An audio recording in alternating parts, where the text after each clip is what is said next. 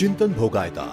શ્રી કૃષ્ણની નગરી દ્વારકામાં જન્મેલા અને રાજકોટમાંથી જર્નલિઝમનો અભ્યાસ કરનાર ચિંતન ભોગાયતાએ વર્ષ 2014માં TV9 ગુજરાતી સાથે પોતાની જર્નલિઝમ કારકિર્દીની શરૂઆત કરી. TV9 ગુજરાતીથી જ એન્કરિંગની શરૂઆત કર્યા બાદ ચિંતન ભોગાયતા ABP અસ્મિતા ઝી 24 કલાકમાં પોતાની કારકિર્દીની યાત્રા આગળ ધપાવતા વર્ષ 2023થી દિવ્ય ભાસ્કર ડિજિટલ સાથે સંકળાયેલા છે. પોતાની કારકિર્દી દરમિયાન ચિંતનભાઈએ રાજનીતિના ભૂતકાળને બહાર લાવતા રાજકારણના ઇતિહાસો,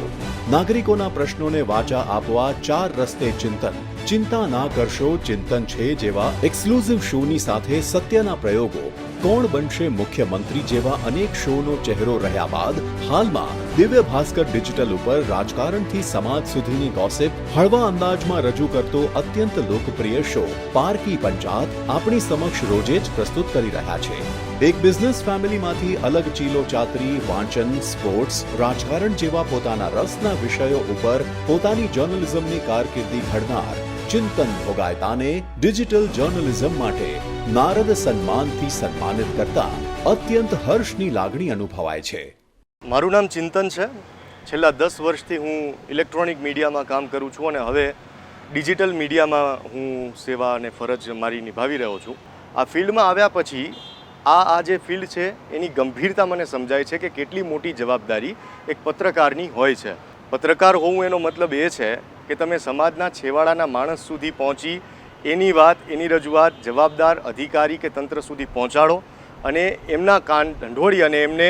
એ બતાવો કે અહીંયા આ કરવાની જરૂરિયાત છે. અત્યારે જે હું ડિજિટલ માધ્યમમાં છું તો આજે દરેક પાસે મોબાઈલ છે, દરેક પાસે સોશિયલ મીડિયા છે અને દરેક પાસે દિવ્ય ભાસ્કરની એપ્લિકેશન છે. તો હું એ મેસેજ કન્વે કરવાનો પ્રયાસ કરતો હોઉં છું કે ઘણી વખત કોઈ વાત ગંભીરતાથી કહેવાથી તંત્રના કાને નથી પહોંચતી, પણ એ વાતને તમે જ્યારે હસીને કહી દો